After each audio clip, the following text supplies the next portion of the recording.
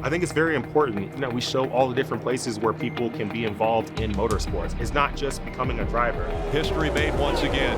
Bubba Wallace gets his first career win. He's just the second African-American to ever win at the highest level of NASCAR. I want to know what it means to you to get to victory lane at this level. It obviously brings a lot of emotion, a lot of joy. It's moments like this that you appreciate.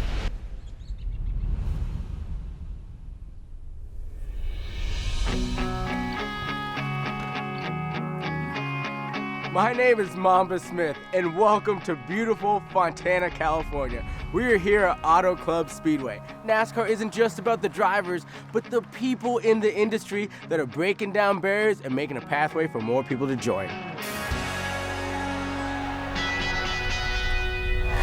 Here at Auto Club, Jesse Awuji, driver of the number 34. Wait, let's talk about that 34. It means a lot to a lot of people in the sport. Wendell Scott, the first African-American to win a race in the National Series, drove that number, and now it's on your car. What does that mean? It means a lot. Everything Wendell went through just to pave the way for African-Americans, and not only African-Americans, minorities in general in the sport, it was huge. I mean, he went through a lot. Everyone has sponsors. Wendell Scott's car was the only car in the Hall of Fame without a single sponsor on there, and he still won a race. But that paved the way so that people like you, me, could actually get into the sport and feel like we were included. What does representation mean to you guys to see it more around the track? You know, to see that my son can see that you can do this. Because most people just think it's a one-sided sport, shall we say that, you know what I mean? And it's not. I mean, it's open to whoever wants to get into it. For me, it's, you know, I've always been a fan of racing ever since I was a little kid. And I think it's a good opportunity for everybody, you know, to the best one win.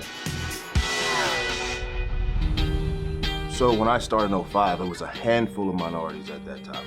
Now you have loads of diversity now, so it's a big jump. It's good to see it. So the transition has been gradual, but it's been good. I interned in 2011 through the NASCAR Diversity Internship Program, and there were probably about 5 black females, and so I decided I wanted to have a career in NASCAR because I didn't see many people that looked like me.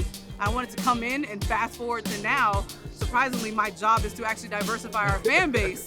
I've had little girls come up to me and say, I didn't realize somebody black worked at NASCAR, let alone a black female, and that's inspiring. It just makes me want to continue to keep doing my job over and over. I make content for the drivers specifically for their channels. Just seeing, you know, just the diversity of, you know, black, Hispanic, Asian people just joining in and just being a part of NASCAR, because a lot of people don't know how fun it is until you get here. Brandon Thompson, VP of Diversity and Inclusion.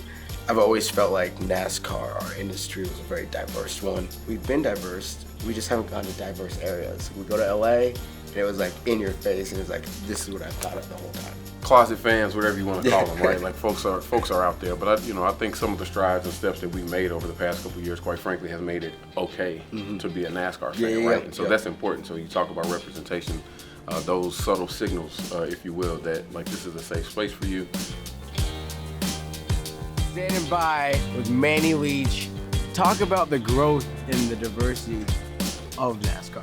On the pit crew side, there's been a lot of growth because they've reached out to a lot of colleges, and that's how I kind of got my way into NASCAR, was through the pit crew diversity. But I love to turn wrenches on cars, so it was kind of matched up perfectly for me.